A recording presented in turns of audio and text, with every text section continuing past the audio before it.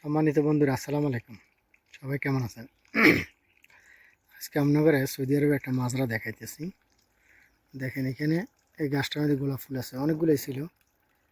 গোলাপ ফুটলেই যে মালিক, ওই মালিকে সব উঠে উঠে লইয়া যায়।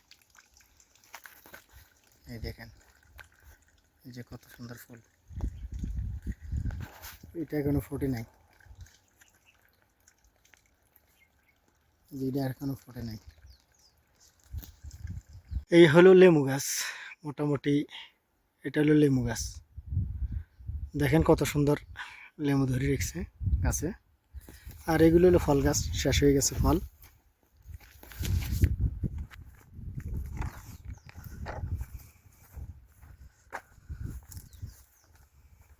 এটা তো আমরা চেনে নেই মনে হয়, সম্ভবত এটা হলো পেয়ারা গাছ। আর এই যে পেয়ারা ধরছে, অনেকগুলো পেয়ারা ধরছে। আমার মনে হয় তাদের মাটিগুলো খুব উন্নত, জুম চাষের জায়গা, কিন্তু ভালো ভালো ফল ধরে। এই যে দেখেন পেয়ারা ছোট ছোট, এখনো বড় হইব।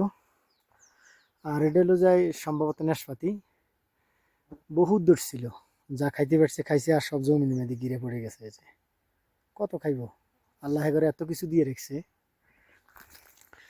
আর এটা হলো যাই ডালিম ফল, এমন ধরা ধরছে, কয়টা খাইব, সব পয়সা জমিনের মধ্যে পড়ে গেছে। এই যে বহু এখানে শুকিয়ে গেছে, ওই ফাইটে ফেটে গেছে, সব খারাপ হয়ে গেছে, কেউ খাইনে নাই।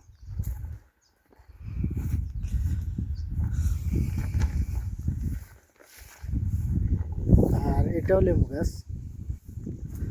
এটা হলো যাই আপেল গাছ। এটা হলো যাই কাশ্মীরের আপেল, লালটা, লালও আছে সাদা আছে। এটা হলো যাই লাল সাদা মিলে, যে লালটা, এটা অনেকগুলো ধরছে। আমি আজকে মাঝরাতে আসলাম, দেখি যে এই ফলগুলো আছে, প্রচুর ফল এখনো রয়েছে, আরো অনেক পড়ে গেছে জমিনের মধ্যে।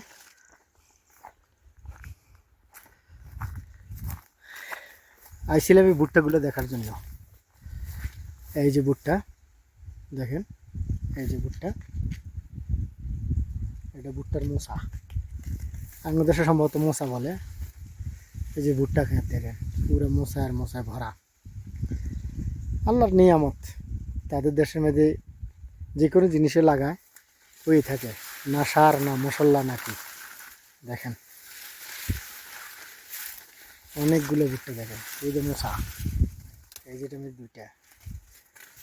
আমাদের দেশে তো লাইনে লাগায়, এখানে সিটে সিটে লাগায়। এখানের মাজারের পরিবেশ দেখেন, সিটে সিটে লাগায়, মানে চাষের সাথে লাগায়।